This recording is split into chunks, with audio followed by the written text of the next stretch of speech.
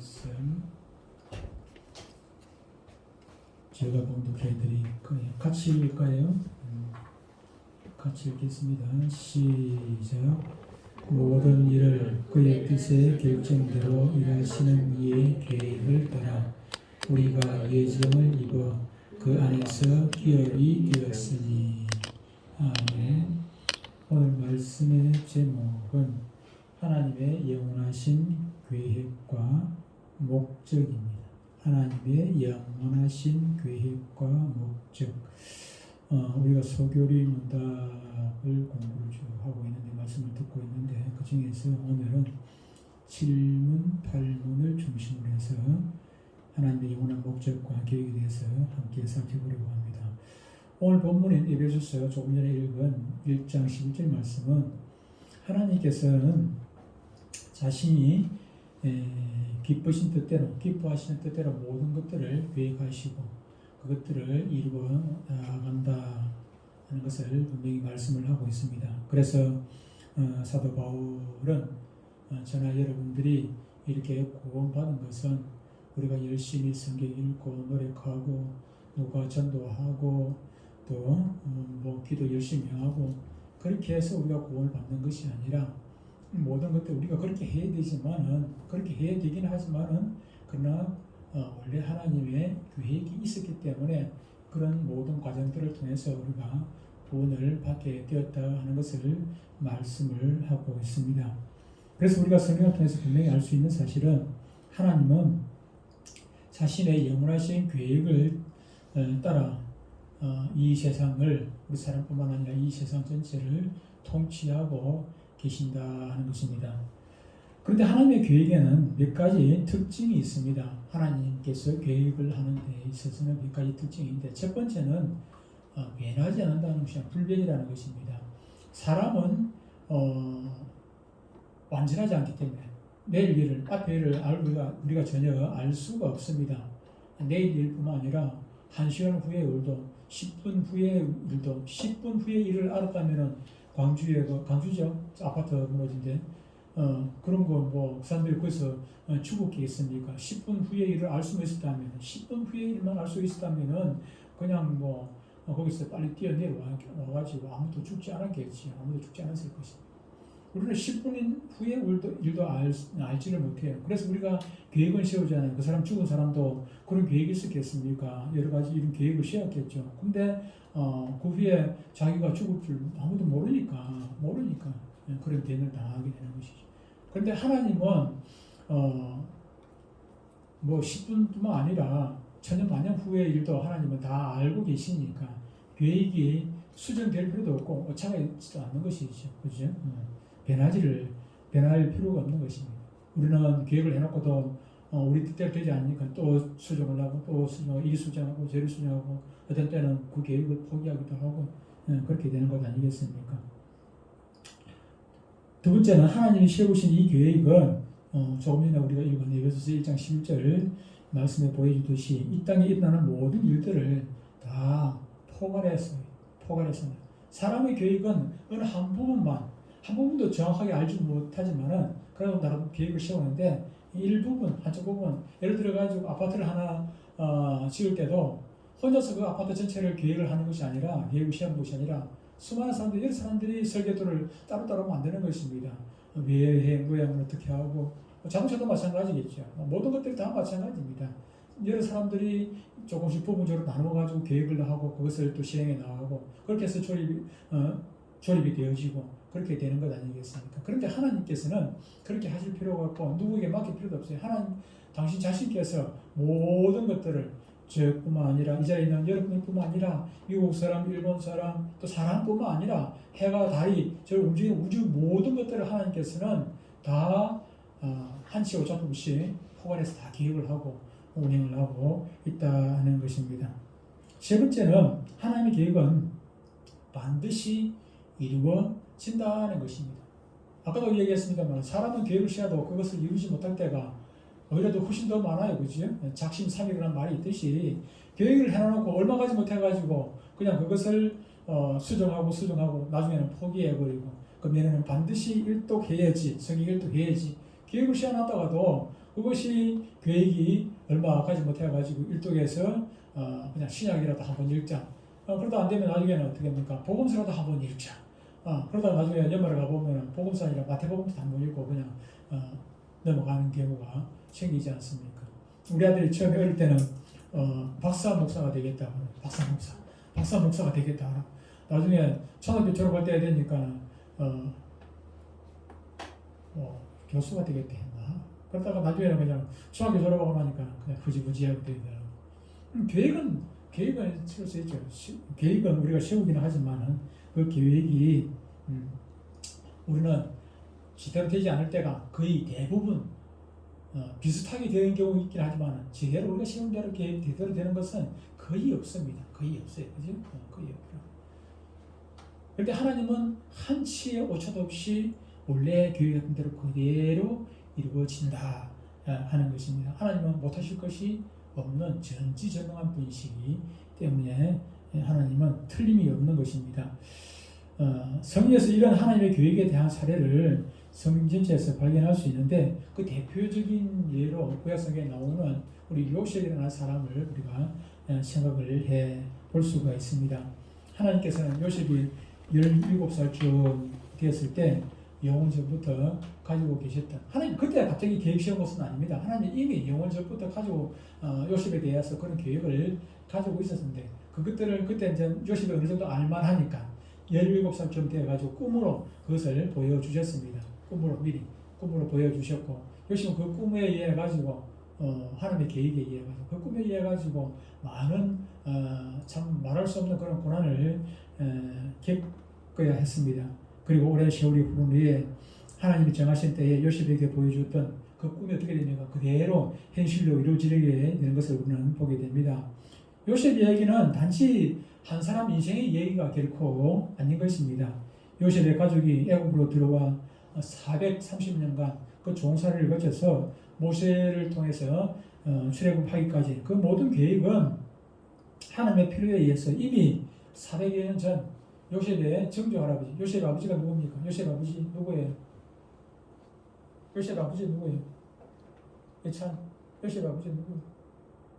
요셉 아버지 쌍둥이 동생 누구야? 김예은.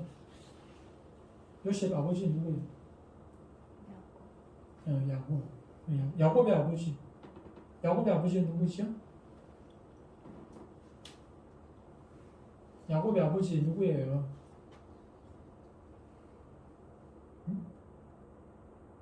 백시에 난 아브라함이 백시에 난 아들 야곱의 아버지죠. 누구야? 뭐야?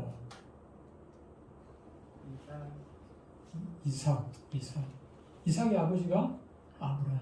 그런데 하나님께서는 이미 아브라함에게 이 요셉이 있게 된 이 사실들을 다 말씀을 다 해주셨어요. 다 말씀을 다 해주셨던 것입니다. 그래서 성경은 예수님께서 십자가에 돌아가신 사건도 그냥 우연히 일어난 것이 아니라 하나님의 영원하신 계획 가운데 있었다고 말씀을 하고 있는 것입니다. 사도행전 2장 23절에 보면 그가 하나님께서 정하신 뜻과 미리 아신 대로 내준 바 되었거늘. 예수님께서 십자가에 달리시도록 내어준 바 되었는데 그것은 그들이 나빠서가 아니라 예수님을 잡아간 그들이 나빠서가 아니라 하나님께서 정하신 미리 정해놓으신 뜻과 미리 아신 대로 하나님 다 아신다. 미리 정하신 뜻과 미리 아신 대로 내어준 바 되었거늘 그렇게 말씀을 하고 있는 것입니다. 사도행전 4장 27절 28절에도 보면 이렇게 말씀합니다. 과연 헤롯과 본디오 빌라도는 이방인과 이스라엘 백성과 합시하여 하나님께서 길에 부으신 거룩한 종 예수를 거슬러 하나님의 권능과 뜻대로 누구의 뜻대로? 하나님의 뜻대로 이루려고 예정하신 그것을 행하려고 이성의 예정 작정 미리 계획된 대로 행하려고 이성에 모였나이다. 이렇게 말씀을 하는 것입니다. 이렇게 하나님께서는 이 모든 일을 영원전부터 계획하고 계셨습니다. 아담과 하와가 범죄하였을 때 하나님은 그들에게 메시아에 대한 계획을 말씀을 해 주셨습니다. 그러나 성경은 이 계획도 아담과 하와가 범죄하고 난 다음에 그들에게 알려주셨지만은 그러나 이 계획도 하나님께서 천지 만물 창조하시기 전에 이미 계획하신 것이라고 말씀을 하는 것입니다. 그래서 우리가 구원받은 것, 우리의 삶의 모든 것이 그냥 우연히 일어나는 것이 아니라 다 하나부터 열까지 다 하나님의 계획 가운데 일어나 하는 사실입니다. 우리는 하나님을 믿는 사람들입니다. 그런데 우리가 하나님을 믿는다. 하나님 어떤 것을 믿는 것입니까? 하나님 머리가 허옇고 우리 김욱한 집사님 머리가 허옇고 또 수염이 이만큼 나고 뭐 어떻고 뭐 키가 어떻고 그런 거 믿는 것 아니지 않습니까? 그런 거 믿는 하나님은 영이신데 우리 눈으로 볼 수 없는데 우리가 어떤 하나님을 믿는 것입니까? 조금 전에 말씀한 이런 하나님의 계획, 하나님의 작전 가운데 저와 여러분들 구원하기로 되어 있고 우리가 우리의 공로로 아니라 하나님의 은혜로 우리가 구원받고 저 천국에서 하나님과 영원히 살게 될 것, 이 모든 사실을 하나님의 계획과 섭리 이런 것들을 우리가 믿는 것 아니겠습니까? 다 포함이 되는 것입니다. 우리가 하나님의 계획을 우리 인간의 지혜가 어떻게 다 그것을 알 수가 있겠습니까? 극히 일부분만 우리가 아는 것입니다. 예를 들어 죄의 타락과 하나님의 주권에 대해서 생각할 때 하나님이 모든 일을 다 계획하셨다. 하나님의 모든 일을 다 계획하셨다. 그러면은 아담과 하와가 선악과 따먹지 않게 하고 또 뭐 천사가 타락을 했잖아요. 천사가 타락을 해가지고 사탄이 되었는데 그런 것도 그냥 하나님의 계획 가운데 그렇게 각본이 그렇게 짜여 있으면 그러면 죄를 짓게 된 원인이 결국은 하나님께 있는 것 아닌가 그렇게 말하는 사람도 사실은 있습니다. 그렇게 생각할 수도 있죠. 그죠? 그때까지는. 그러나 성경은 또 다른 사실 하나를 우리에게 말씀을 해줍니다. 모든 것이 하나님의 계획 가운데 있기는 하지만은 그러나 하나님께서 죄를 만들지는 않았다 그렇게 말씀을 하고 있는 것입니다. 야고보서 1장 13절에 보면 이렇게 말씀합니다. 사람이 시험받을 때 내가 하나님께 시험을 받는다 하지 말지니 하나님은 악에게 시험을 받지도 아니하시고 천히 아무도 시험하지 아니하시느니라 그렇게 말씀을 했고 전도서 7장 29절에도 내가 깨달은 것은 오직 이것이라 곧 하나님은 사람을 정직하게 지으셨으나 사람이 많은 꾀들을 낸 것이라. 하나님께서 사람을 이렇게 악하게 지으시고 어떻게 하고 그런 것이 아니라 하나님께서 사람을 정직하게 지으셨는데 사람이 많은 꾀를 내가지고 죄를 지었다. 요한일서 1장 5절에도 이렇게 말씀합니다. 우리가 그들에게서 듣고 너희에게 전하는 소식이 이것이니 곧 하나님은 무엇이라고요? 빛이시라. 그에게는 어둠이 조금도 없으시다는 것입니다. 빛이라는 것은 선하시다는 것입니다. 어둠이라는 것은 죄를 이야기하는 것이고요. 하나님은 빛처럼 절대적으로 선한 분이시기 때문에 그분에게는 절대적으로 악도 죄도 없으신 분이라고 말씀을 하고 있는 것입니다. 그래서 성경은 우리에게 두 가지 사실을 가르쳐 줍니다. 하나님이 모르시는 바가 없기 때문에 아담의 범죄와 천사 중에 하나가 타락을 해서 사탄이 될 것도 알고 계셨고 그 사탄에 의해 가지고 아담과 하와가 선악과를 따먹게 될 것도 하나님께서 미리 알고 계셨다는 것입니다. 그러나 하나님이 예수 그리스도를 보내기 위해서 사람과 천사의 타락을 결국 부추기신 분은 결코 아니라는 것입니다. 사탄이 그렇게 될 것, 천사가 범죄하고 하나님을 거역하고 사탄이 될 것, 그리고 사탄이 이해 가지고 아담과 하와가 범죄할 것, 그것을 하나님께서 전지하신 분이기 때문에 미리 아시고 미리 예수 그리스도를 이 땅에 보내실 것들 계획을 하고 계신 것이죠. 그렇게 된 것입니다. 여기서 우리가 한 가지 더 살필 것은 어떻게 천사와 사람이 죄를 지을 수가 있느냐 하는 것입니다. 천사와 사람들이 어떻게 죄를 지을 수 있느냐. 그것은 하나님께서 피조세계를 만드실 때 특별히 사람하고 천사에게는 특별히 다른 존재로 지으셨기 때문인 것입니다. 이 땅에는 모든 존재들, 사람하고 천사 빼놓고 모든 존재들은 자유의지가 없습니다. 저 해가 지 맘대로 이리 가고 싶다고 이리 가고 저리 가고 싶다고 하고 어느 날은 그냥 귀찮다고 안 돌고 그럴 수가 있습니까? 그럴 수가 없습니다. 모든 피조물들은 사람과 천사를 빼놓은 모든 피조물들은 자유의지가 없기 때문에 그냥 하나님의 계획에 의해서 그냥 그렇게 돌아가는 것입니다. 근데 컴퓨터가 자유의지가 있습니까? 없습니다. 사람이 입력하는 대로, 사람이 세팅해놓은 대로 그대로 움직이게 되어 있는 것이죠. 그런데 사람하고 천사는 결코 그렇지 않고 자유의지를 주셨다는 것입니다. 다시 말하면 하나님 말씀에 순종할 수도 있고 불순종할 수도 있고 죄를 질 수도 있고 선을 행할 수도 있고 자유의지를 우리 사람에게 천사에게 주어졌다는 것입니다. 그러나 이 자유라는 것이 또 무한적인 그런 자유는 결코 아니라 제한적인 자유. 저 안에 들어가면은 그 어항이 있고, 저 3층에 들어가면은 어항이 있고, 그 어항 안에 물고기들이 있는데, 물고기들이 지 맘대로 지금도 내 허락 없이 지 맘대로 돌아다니고 있고, 먹고 싶으면 먹고, 뭐 자고 싶으면 자고 지 맘대로 합니다.